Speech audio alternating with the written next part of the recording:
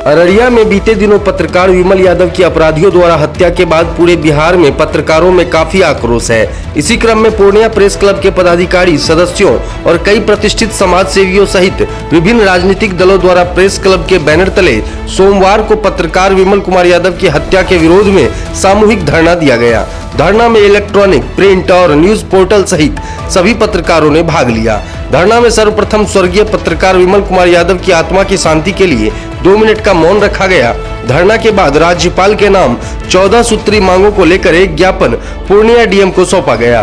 Purnia press club के अध्यक्ष मिथिलेश कुमार सिंह की अध्यक्षता में धरना कार्यक्रम की गई एवं मंच संचालन पूर्णिया प्रेस क्लब के उपाध्यक्ष प्रवीण भदौरिया ने की। इस धरना कार्यक्रम में अलग अलग राजनीतिक दल से आए हुए जनप्रतिनिधियों ने पत्रकारों पर हो रहे जानलेवा हमला, हत्या व दुर्व्यवहार की काफी निंदा की एवं पत्रकार हित में पत्रकार सुरक्षा कानून को लागू करने की मांग की। पूर्णिया प्रेस क्लब का यह धरना कार्यक्रम अररिया में मारे गए पत्रकार विमल कुमार यादव जी को न्याय दिलाने के लिए रखा गया है और जब तक न्याय नहीं मिलता तब तक पूर्णिया प्रेस क्लब संघर्ष करता रहेगा। और इसी के साथ साथ पूरे बिहार में जो पत्रकारों पर जुल्म हो रहा है उसके लिए भी संघर्ष का ऐलान इस मंच से पूर्णिया प्रेस क्लब करता है। और पत्रकार हित में 13 सूत्री मांगों के समर्थन में भी आज का धरना कार्यक्रम है, जिसमें मुख्य रूप से है पत्रकार सुरक्षा कानून लागू किया जाए और पूर्णिया में जो प्रेस भवन बना हुआ है उसे जिला प्रशासन शीघ्र पूर्णिया प्रेस क्लब को हवाले करे। इस तरह 13 सूत्री मांग है। पूरी तरीके से समर्थन हम लोग देते हैं। वजह यह है कि एक हमारे चौथे स्तंभ विमल यादव जी की जिस तरीके से हत्या कर दी गई, ये हत्या बड़ा दुखद है और जितनी भी इसकी भर्त्सना की जाए ये काफ़ी कम है।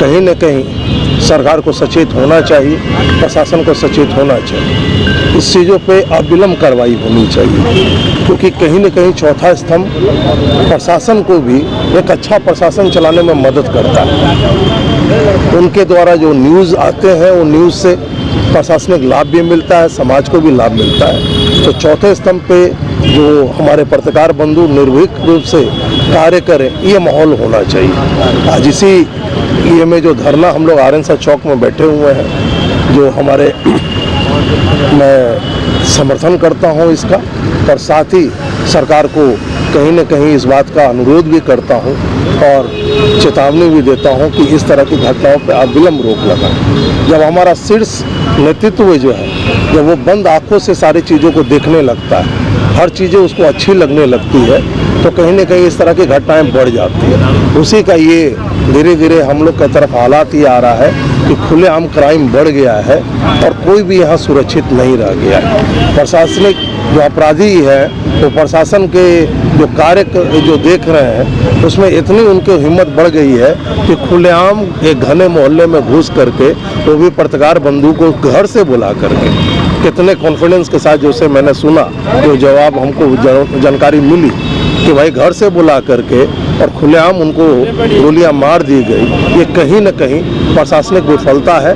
हम प्रशासनिक पदाधिकारियों से अनुरोध करेंगे कि जितना जल्दी हो सके इसका कहीं न कहीं इसका लोगों के पास उद्भेदन आ जाना चाहिए, कड़ी से कड़ी सज़ा मिलनी चाहिए, चार्जशीटेड हो जाना चाहिए और इसमें विलम्ब नहीं करना चाहिए और लीपापोती का प्रयास ना करें। सिर्फ इस बातों को रख करके कि भाई सब चीज़ अच्छा चल रहा है और अपने जो वहाँ जो होम मिनिस्टर बैठे हुए हैं और मुख्यमंत्री जी को खुश करने का प्रयास ना करें, उसके बजाय काम करने का प्रयास करें।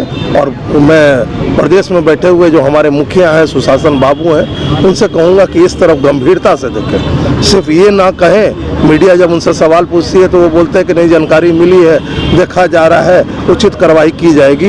ये बोल करके किसी को बचाने का प्रयास ना करें। पुराने स्थिति में आइए, जैसे एनडीए के कार्यकाल में आप काफ़ी कड़ाई के रूप से काम करते थे और प्रशासन भी उसमें आपके साथ आगे बढ़ कर के काम करता था। आज आप जिस गठबंधन के साथ जुड़ गए हैं, कहीं न कहीं वो हालात सब तरफ कमजोर कर रहा है। इससे बाहर निकलें, लिपापोती ना करें और जल्द से जल्द इसको लाएं। अगर ये घटना बंद नहीं होती है और इसका जल्द से जल्द चार्जशीटेड नहीं होते हैं तो हम भी अपने पत्रकार बंधु के साथ हमेशा बैठे हुए नजर आएंगे, चलते हुए नजर आएंगे, चाहे वो धरना हो चाहे किसी तरह का हो, और उनके सभी मांगों का मैं समर्थन देता हूँ। बहुत बहुत धन्यवाद। सरकार तो कहती है कि बिहार में अपराध है, यही चीज़ें जो है अपराधीकरण को बढ़ाता है। सरकार अगर ये बोलना शुरू कर देती है और उसके मुखिया अगर ये शब्दों का प्रयोग करते हैं तो निचले जो पदाधिकारी हैं वो इसी चीज़ों का लाभ उठाते हैं और वो सुनना और समझना और बोलना बंद कर देते हैं। कहीं न कहीं वो खुली आंखों के और जनता की आंखों से देखना बंद कर देते हैं, वो सुरक्षा भूल जाते हैं। आज भी पूर्णिया में देख लीजिए कि लगातार घटनाएं घट रही हैं।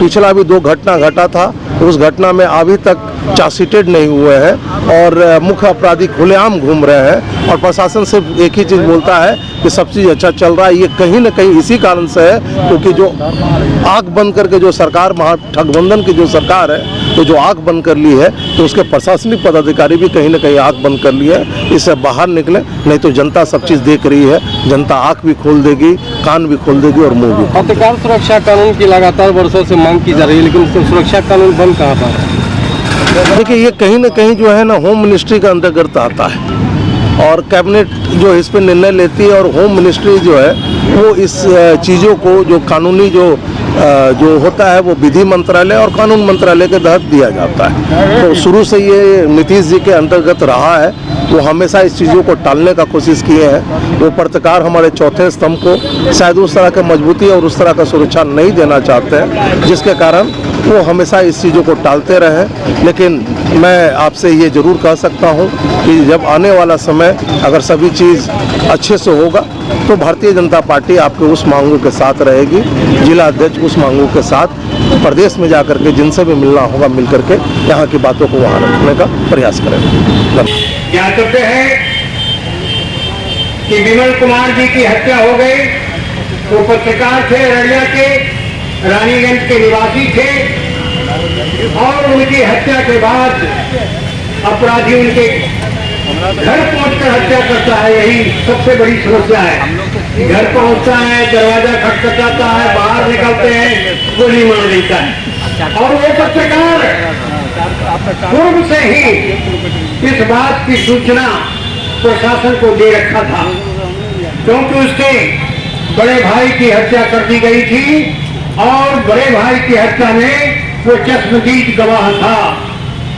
जब भी वो गवाही देने के लिए जाता था तो जो हत्यारे थे या उनके जो गुर्गे थे उन्हें धमकी देते थे कि तुम गवाह देना मत करो, नहीं तो तुम्हारी भी हत्या कर दी जाएगी।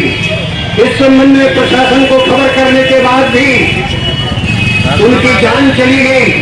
ये बहुत ही शर्म की बात है। आखिर प्रशासन पूर्व सूचना प्राप्ति करने के बाद भी उनको क्यों नहीं सुरक्षा प्रदान कर सका, यह एक गंभीर प्रश्न है जिसे सबों को विचार करना चाहिए।